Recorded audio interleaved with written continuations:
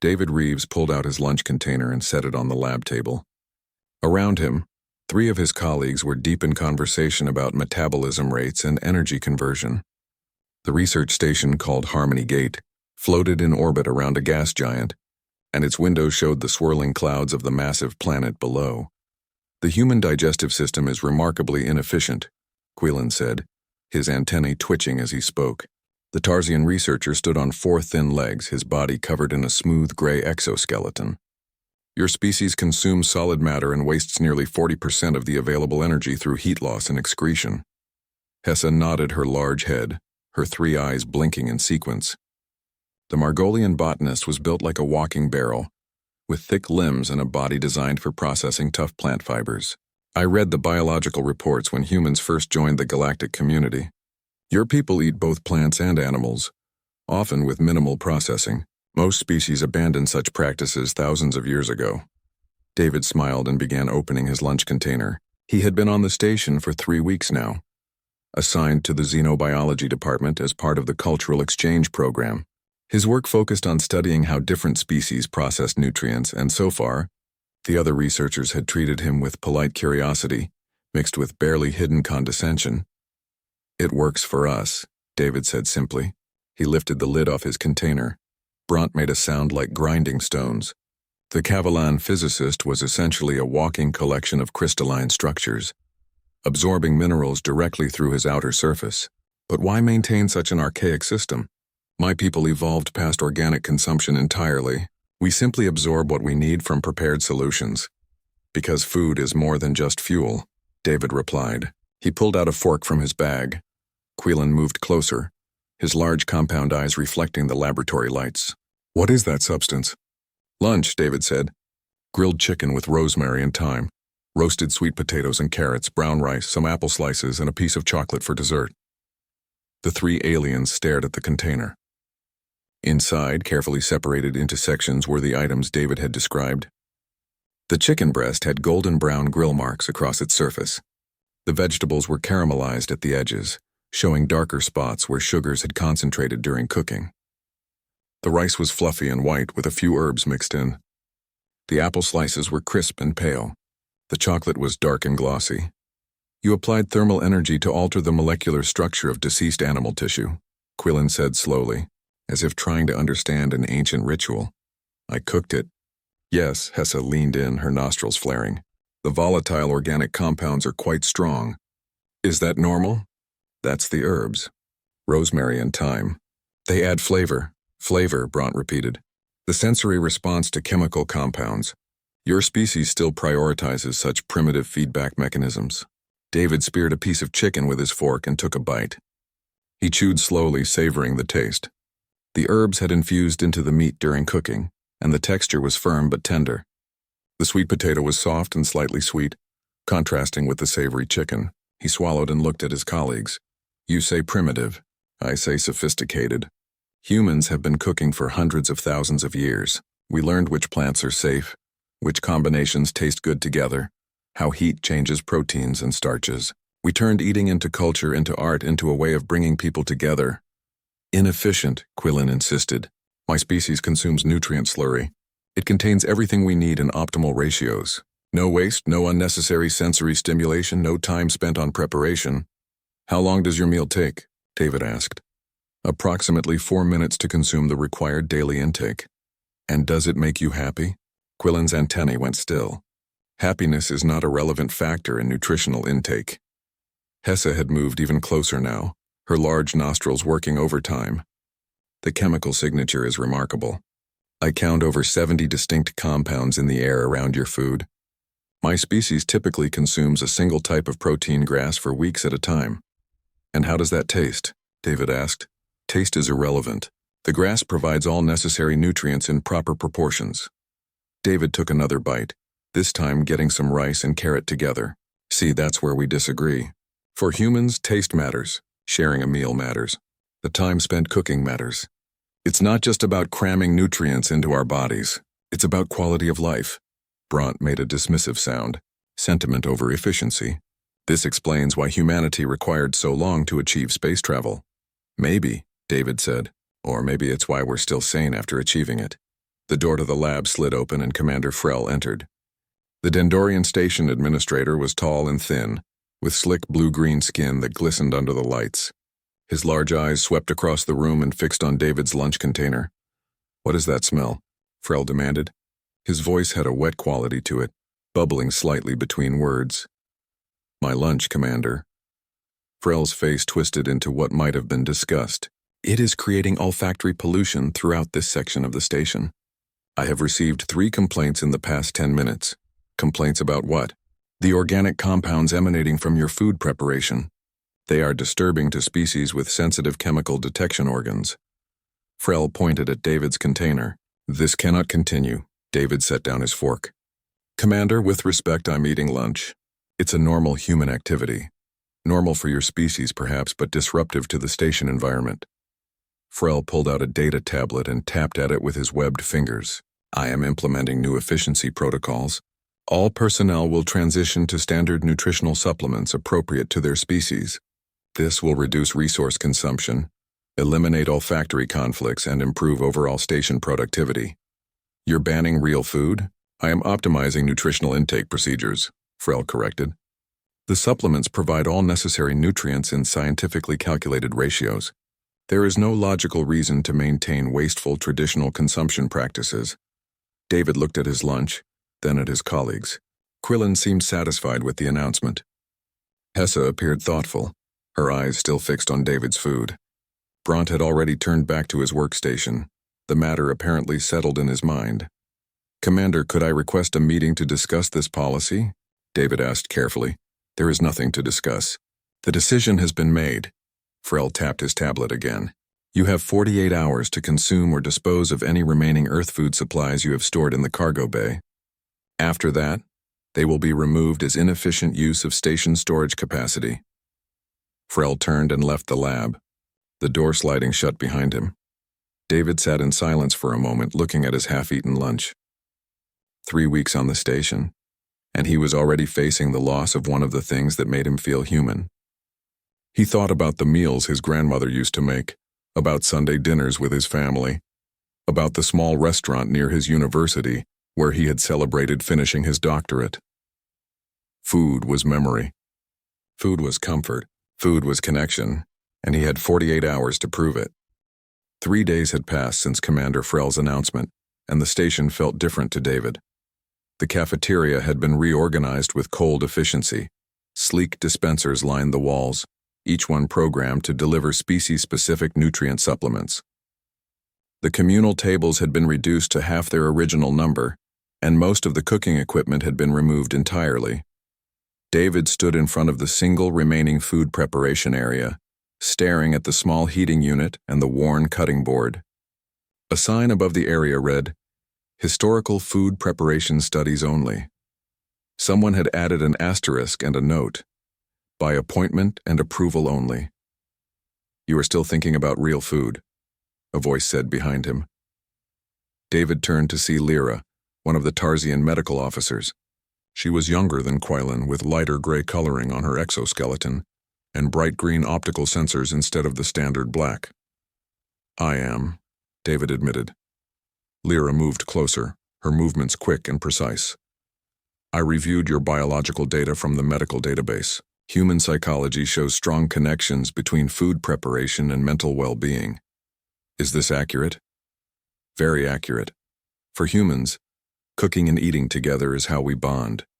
It's how we show love, celebrate victories, comfort each other during hard times. Taking that away is like asking us to stop speaking our native language." "Interesting." Lyra tilted her head, a gesture she had learned from watching humans in training videos. "But the nutritional science is sound. The supplements provide optimal nutrition. Optimal for the body, maybe, not for the mind." Lyra's antennae twitched in a pattern David had learned meant confusion. "The mind requires nutrients just as the body does. The supplements include components for neural function." David smiled sadly. "It's not that simple. Humans need more than chemical compounds. We need experiences, traditions, memories. Food is part of that." "I do not understand, but I would like to." Lyra paused. "That is why I came to find you. Commander Frel announced that your Earth food supplies will be confiscated tomorrow. He plans to jettison them from the cargo bay to save storage space. David's hands clenched into fists. All of it? All of it. Approximately 200 kilograms of various substances. The inventory list is quite long. Lyra pulled out her own tablet and showed him the screen. David saw his carefully packed supplies listed in clinical terms: dried grain products, preserved animal proteins, crystallized sweeteners, dehydrated vegetables, aged cheese products, fermented beverages, his grandmother's pasta sauce recipe, reduced to preserved tomato paste and dried herbs. His coffee beans listed as roasted plant seeds. His carefully selected spices from Earth's markets cataloged as aromatic plant materials. "This is my culture they're throwing away," David said quietly. "Then perhaps you should demonstrate why it matters," Lyra replied. "Before it is too late." David looked at her carefully. "Are you suggesting I break the rules?" "I am suggesting you use the rules. Commander Frel cannot forbid cultural demonstrations. Station policy encourages cross-species understanding. Request permission to host an educational event about human nutritional practices. Show us why this matters to your species." "Would anyone come?" "I would. I am curious."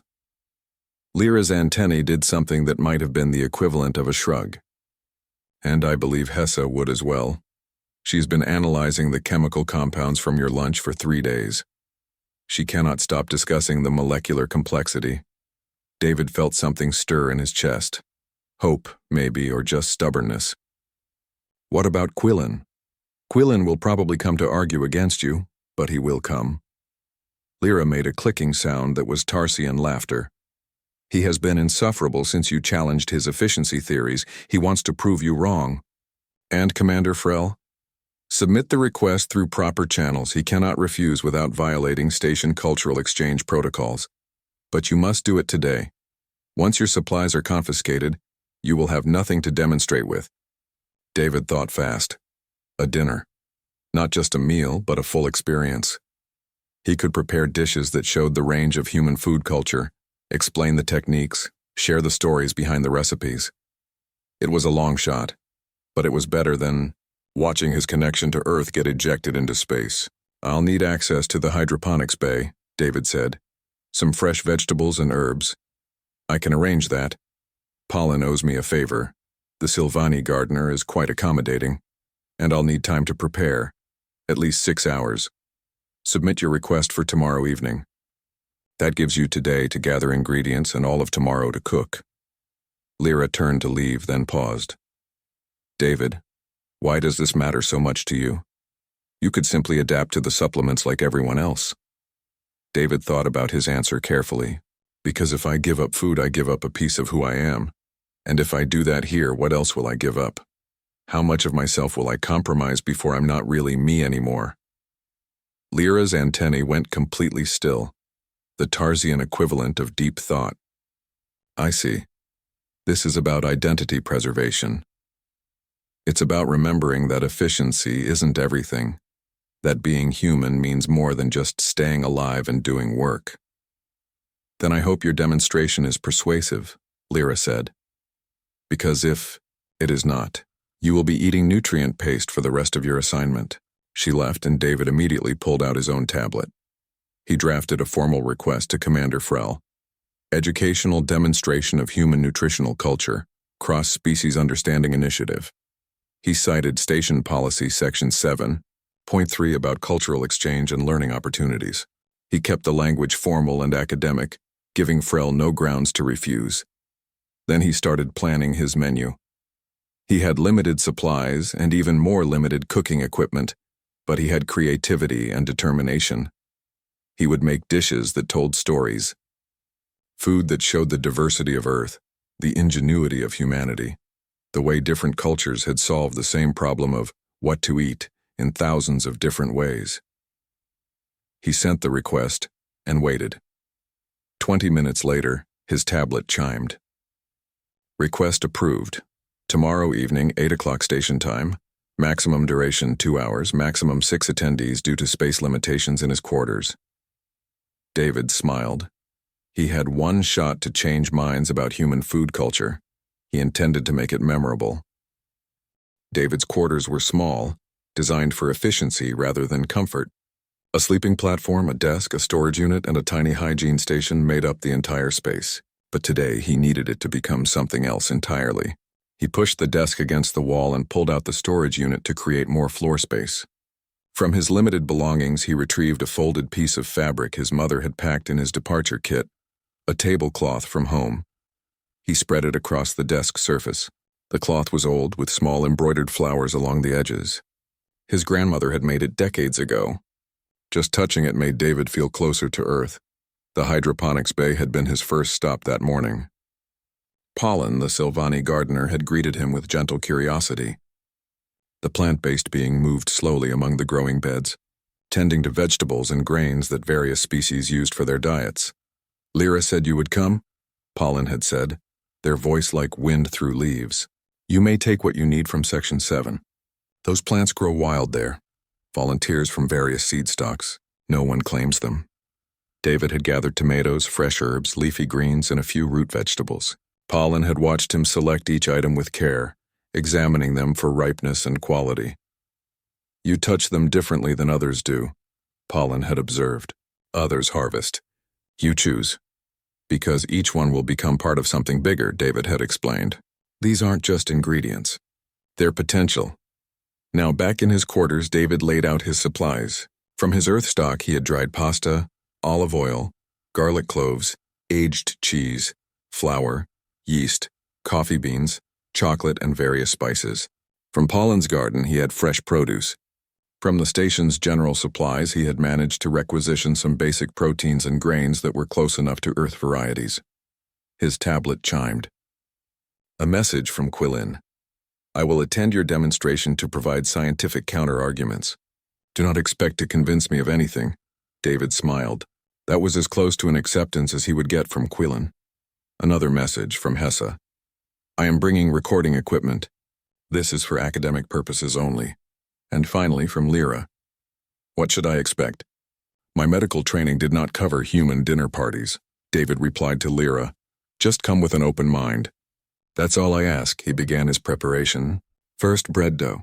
He mixed flour, water, yeast, and a pinch of salt in a bowl, kneading it with his hands until the texture was right. The physical act of working the dough was meditative. His grandmother had taught him this when he was 7 years old, her wrinkled hands guiding his small ones. Push, fold, turn. Push, fold, turn. While the dough rose, David prepared a sauce. He crushed garlic cloves and heated them in olive oil, releasing their sharp aroma into his quarters. The station's ventilation system immediately kicked into higher gear, trying to process the unfamiliar smell. David added chopped tomatoes, fresh herbs, and a pinch of dried spices from Earth. The sauce needed to simmer for hours to develop depth.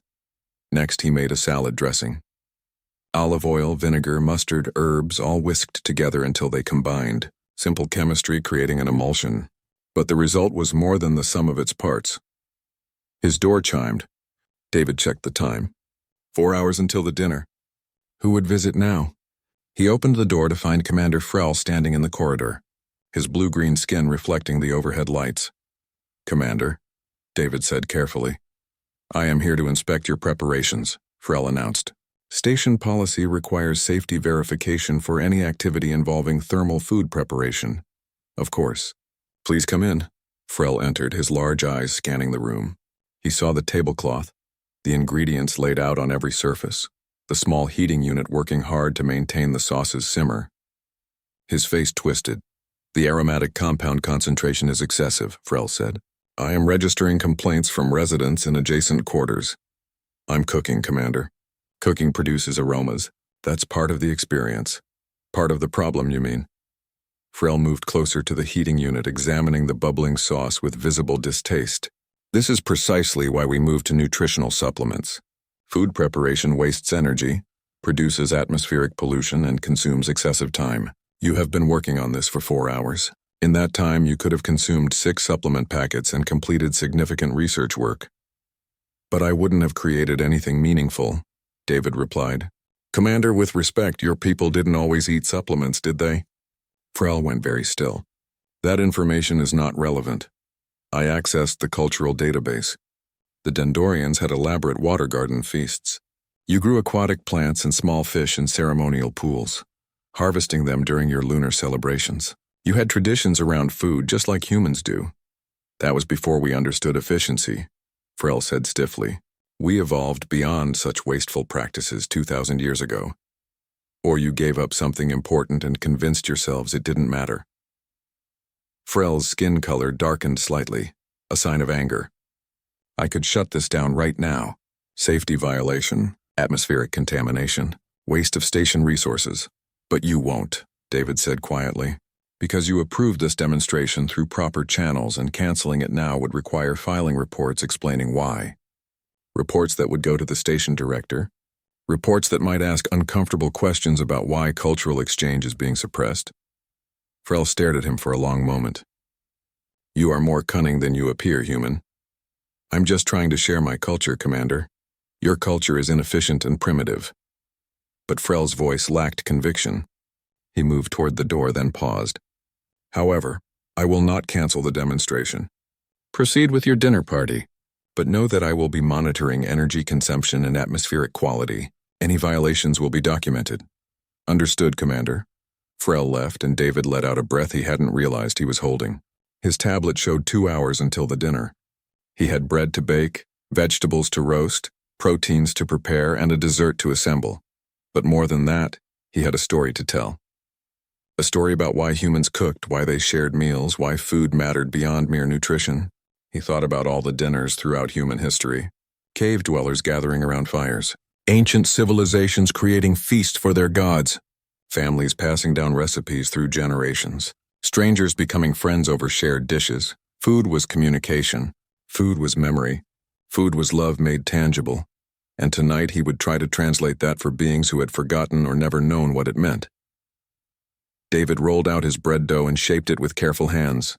Whatever happened next, he would give this dinner everything he had. 8 o'clock arrived with 3 soft chimes from David's quarters computer. He had transformed the small space as much as possible. The tablecloth covered his desk, which now held plates borrowed from the station's cultural artifact storage. Small dishes contained olive oil for dipping, fresh herbs for garnish, and salt crystals from Earth's oceans. The lighting had been adjusted to warm tones, something humans found comforting but most other species found inefficient. The door chimed. David opened it to find Lyra standing there, her antennae moving in patterns he was learning to read as nervous curiosity. Welcome, David said. Please, come in. Lyra entered slowly, her compound eyes taking in every detail. This is very different from standard station quarters. You have altered the environmental parameters. I wanted to create an atmosphere. For humans, where we eat is almost as important as what we eat. Fascinating. This is psychological manipulation through environmental control? David laughed. I prefer to call it setting the mood, but sure, that works too. Hessa arrived next, carrying enough recording equipment to document a major scientific discovery. The Margolian botanist had to turn sideways to fit through the door, her bulk making the quarters feel even smaller. I have prepared 17 different sensor arrays, Hessa announced. I will capture full molecular analysis of every dish, thermal imaging, aromatic compound dispersal patterns, and biological response data from all attendees. Or you could just enjoy the meal, David suggested. Hessa's 3 eyes blinked in sequence. Enjoyment is not a scientific metric. Maybe it should be. Quillen arrived exactly 1 minute late, which David suspected was deliberate. The Tarsian researcher carried his own tablet, its screen already displaying graphs and efficiency calculations. I am here under protest, Quillen announced. This demonstration will not change my position that human food culture is wasteful and primitive. Noted, David said. Please sit down. The 3 aliens arranged themselves around the desk as best they could. David had adjusted the seating to accommodate their different body structures. Quillen perched on a raised platform. Hessa settled her bulk onto the floor, her head level with the desk surface. Lyra took a standard station chair. Before we begin, David said, I want to explain what we're doing here. This isn't just about eating. For humans, sharing a meal is a social ritual. It's how we build relationships, strengthen bonds, and show care for each other. Every dish I prepared tonight has a story. He placed the first item on the table, Fresh bread still warm from the heating unit, with a crispy golden crust and soft interior. The smell filled the room immediately. "This is bread," David said. "Humans have been making it for at least 30,000 years. It's one of our oldest foods.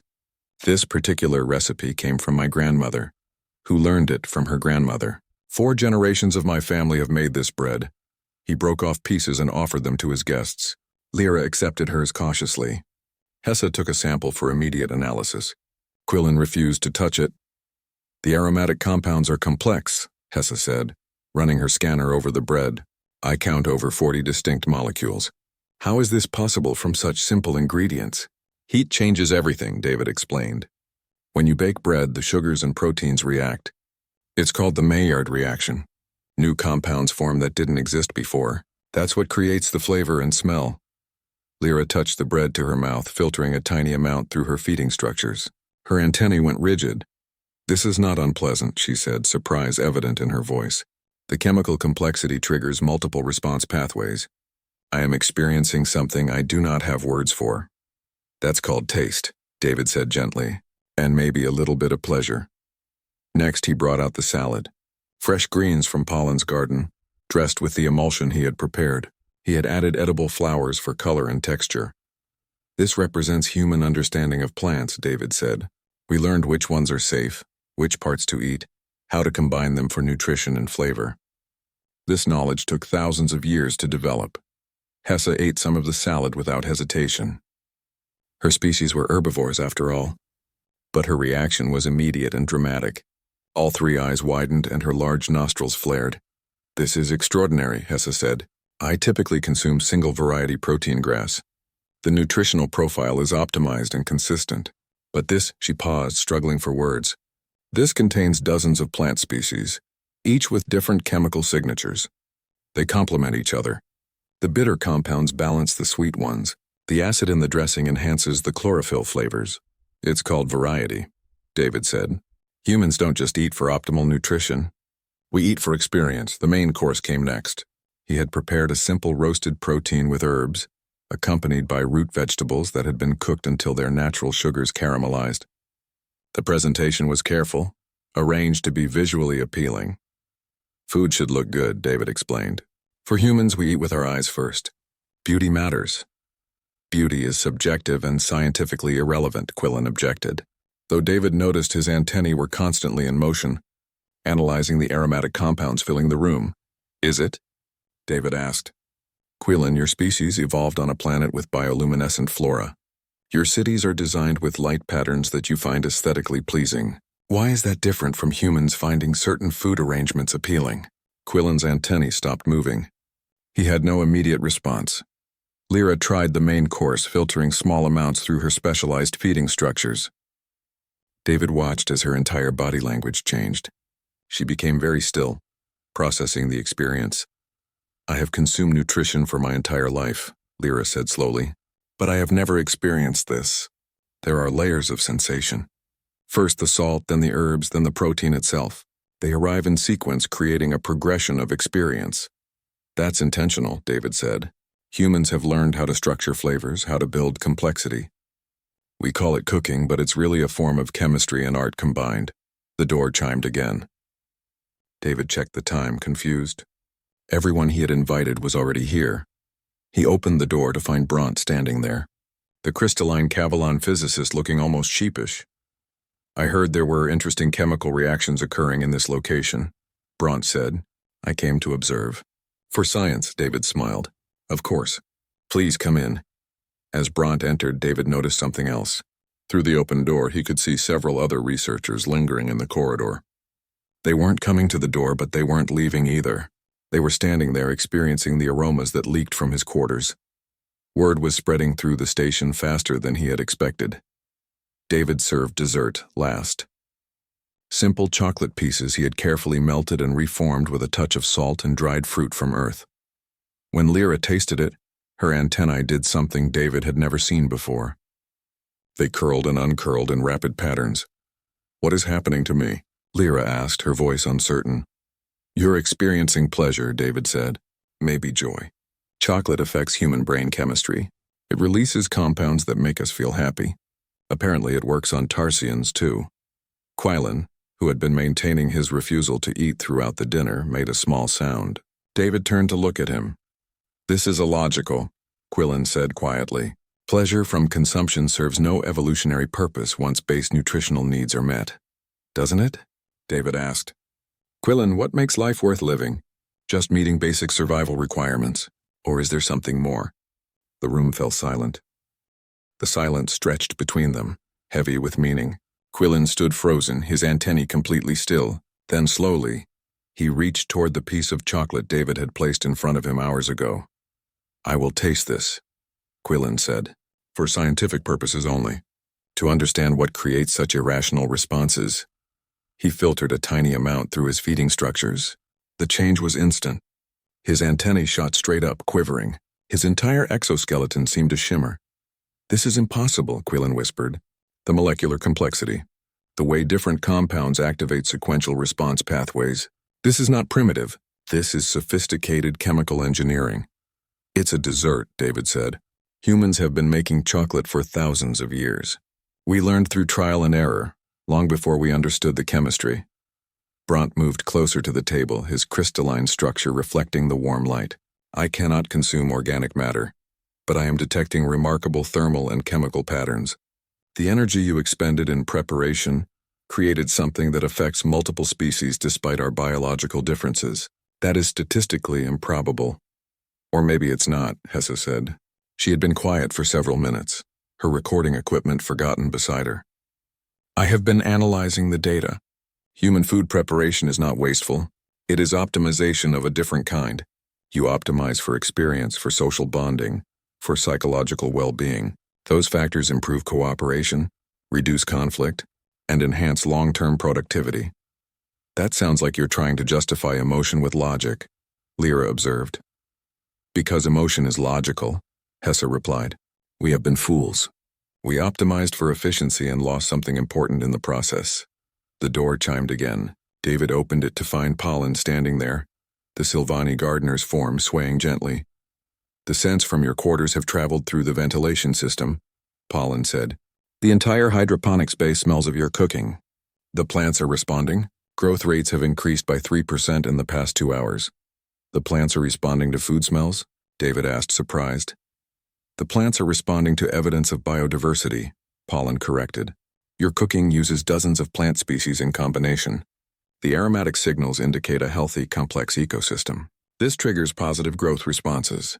We Silvani feel it too. Your food preparation is like a conversation in a language we had forgotten we spoke. Another figure appeared behind Pollen. Commander Frel pushed past the gardener into David's quarters, his face set in rigid disapproval. This gathering has exceeded acceptable bounds, Frel announced. There are 15 researchers in the corridor outside. Station productivity has dropped by 12% in this section. This is exactly the disruption I predicted. Or, Lyra said, standing up to face the commander. Station social cohesion is increasing. I have been monitoring biological stress markers in personnel. They have decreased by 18% in the past hour. Conflict reports are down. Researchers from different species are voluntarily congregating and communicating. Because they are wasting time discussing food, Frel snapped. No, Hessa said. Because they are connecting as individuals rather than just colleagues. Commander, when was the last time you had a conversation with someone that was not about work efficiency? Frel's skin color shifted through several shades. That is not relevant to station operations. It is entirely relevant, Bront said, his voice like grinding stones. I have been calculating social network dynamics. Species-to-species interaction quality has been declining for months. We work together but do not connect. This creates invisible inefficiencies in communication and cooperation. David's dinner has generated more genuine cross-species dialogue than the past 3 formal cultural exchange sessions combined. This is one human and his irrational attachment to wasteful practices, Frel insisted. It proves nothing. Then why are you here, Commander? David asked quietly. You could have sent a message. You could have issued orders from your office. But you came here yourself. Why? Frel opened his mouth, then closed it. His large eyes darted around the room, taking in the gathered researchers. The empty plates, the warm lighting, the sense of community that had formed in this tiny space. I came to shut this down, Frel said, but his voice lacked conviction. You came because you were curious, David said, because some part of you remembers when Dendorians celebrated with water garden feasts, when food was about more than just consuming nutrients, when eating together meant something. Frel's skin went very pale. Those traditions were abandoned for good reason. Were they? David moved to his small storage unit and pulled out his tablet. I accessed the historical databases. 2,000 years ago, when Dendorians adopted nutritional supplements, your species experienced a significant increase in efficiency, but you also saw increases in depression, social isolation, and conflict. It took 300 years for your society to stabilize. The historical records describe it as the Quiet Centuries, a period when Dendorians forgot how to connect with each other. That is an oversimplification, Frel said, but he would not meet David's eyes. Is it? Commander, I am not saying efficiency is bad. I am saying it is not everything. Humans learned this lesson over and over throughout our history. Every time we prioritized pure efficiency over quality of life, we suffered for it. Quillen spoke up, his voice thoughtful. I have been reviewing galactic historical databases while standing here. Multiple species show similar patterns. Transition to pure nutritional optimization, followed by increased social dysfunction, followed eventually by stabilization at a lower baseline of social cohesion. We all treated it as an inevitable cost of advancement, but it does not have to be. Lyra added. David has shown us an alternative. Maintain efficiency where it matters, but preserve the practices that make life worth living. And you conclude this from one dinner? Frel asked. No, Hessa said. We conclude this from observing our own responses. Commander, I have not enjoyed my work in years. I perform it adequately but take no pleasure in it. Tonight, for the first time in longer than I can remember, I felt excited about something. Not because it was efficient or productive, but because it was beautiful and surprising. That matters. A researcher David did not recognize appeared in the doorway. She was a Girian, reptilian, and elegant, with scales that shimmered like oil on water. I am Vin, she said. I am a trader, only stopping at this station for resupply. But I have been standing in that corridor for 30 minutes experiencing the aromas from this room. My species abandoned traditional food preparation 6,000 years ago. I have never tasted real food. I have only consumed supplements my entire life. She paused, and David saw something in her eyes that looked like loss. May I try what you have made? Vin asked. Please. I want to know what my ancestors experienced. David looked at his remaining supplies. He had enough for one more serving. He quickly prepared a small plate, warming some bread, adding some salad, a piece of the roasted protein. Vin took the plate with trembling hands. She tasted slowly, carefully. Then she closed her eyes and tears ran down her scaled face. I did not know, she whispered. I did not know we had lost so much. 2 weeks had passed since David's dinner, and Harmony Gate Station felt like a different place. David walked through the corridors, noticing the changes everywhere. The cafeteria no longer looked sterile and empty. Species gathered in small groups, talking and sharing samples of various traditional foods they had recreated from historical databases. The dispensers still lined the walls, but they were used less frequently now. The biggest change was in Section 7 of the station, where Commander Frel had reluctantly authorized the conversion of an unused storage area into what David had proposed as a cross-cultural culinary research facility. It was really just a kitchen, but the formal name had made it easier for Frel to approve without losing face. David stood in the new kitchen space, watching Quillen work at a preparation counter. The Tarsian researcher was creating something he called nutrient broth, but it was far more complex than the slurries his species typically consumed. He was infusing it with herbs, spices, and aromatic compounds, experimenting with combinations that produced interesting chemical reactions.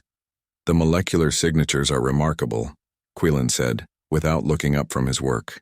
I have discovered 17 new compound combinations that activate pleasure responses in Tarsian neural pathways. My people abandoned this knowledge 6,000 years ago, abandoned it and forgot we had ever possessed it. But you are remembering now, David said. Yes. And I have transmitted my research to Tarsia. The Scientific Council is very interested. Several research institutions are beginning projects to recover traditional food preparation techniques. Quillen paused. They are calling it the Flavor Renaissance. I may have started a cultural movement by accident. David smiled. Sometimes the best discoveries are accidents. Hessa entered the kitchen carrying containers of plant samples from the hydroponics bay.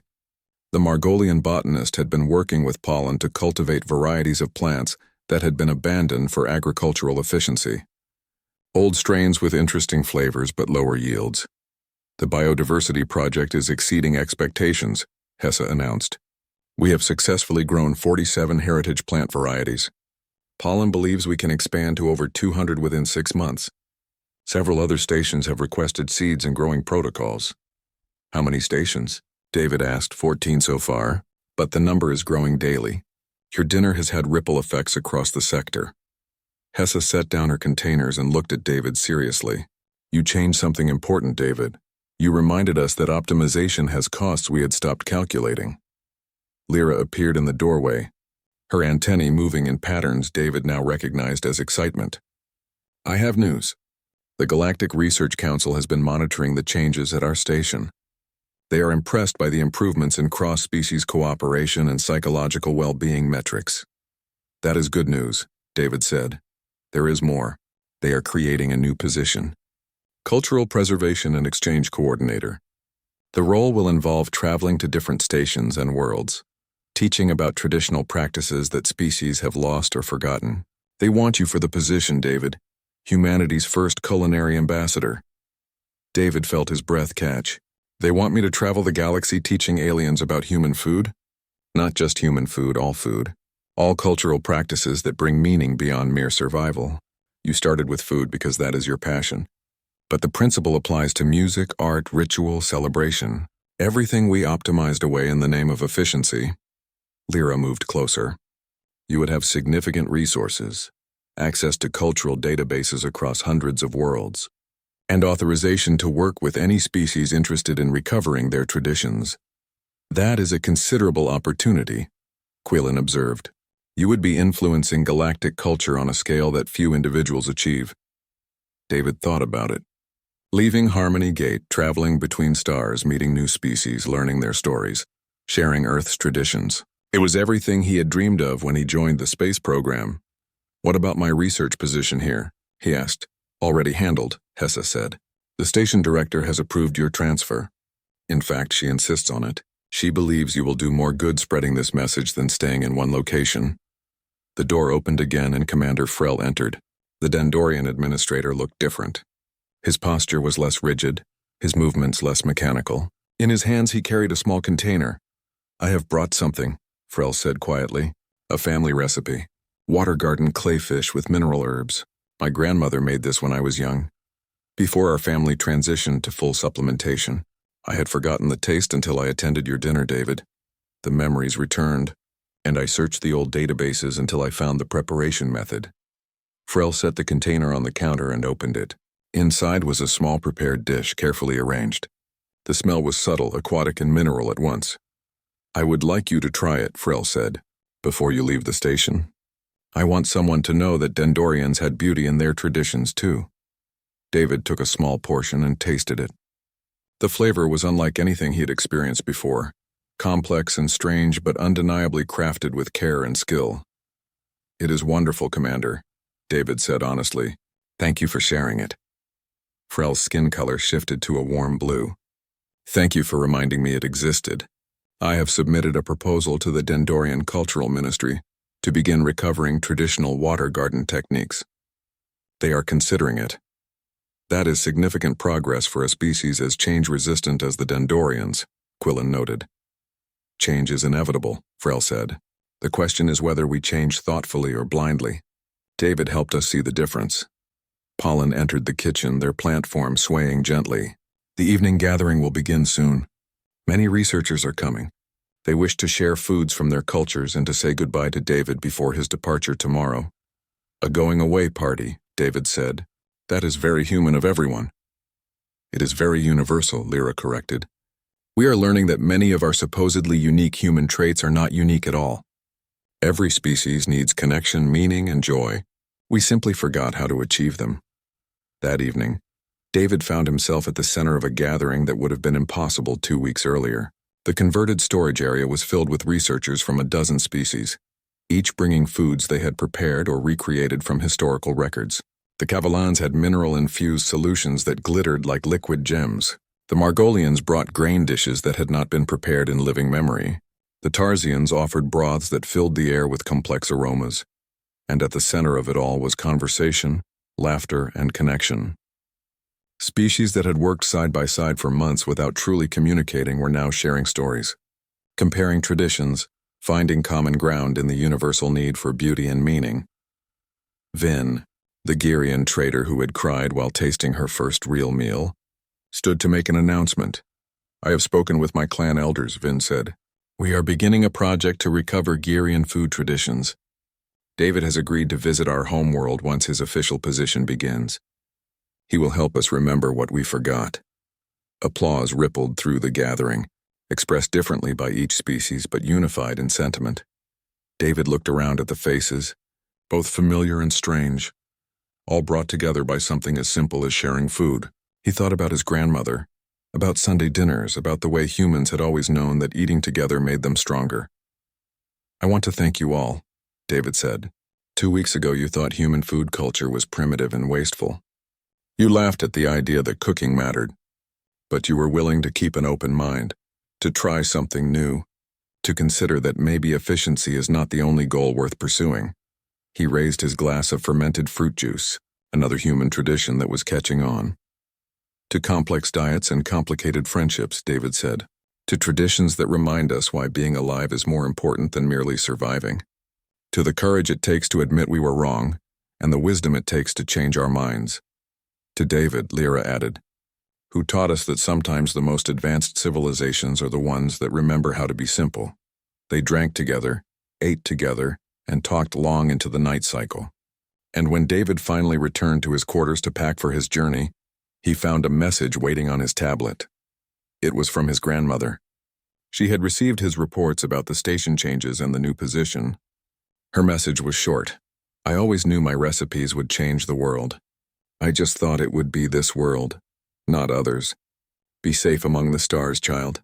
And remember that every meal you share is a gift and a bridge. Make me proud."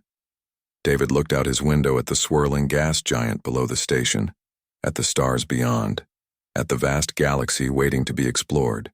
Tomorrow he would begin his journey, traveling between worlds, teaching and learning, building bridges one meal at a time. He thought about the quiet centuries of the Dendorians, about the lost traditions of the Girians, about Quillen's flavor renaissance and Hessa's biodiversity project. So many species had forgotten that life was meant to be lived, not just survived.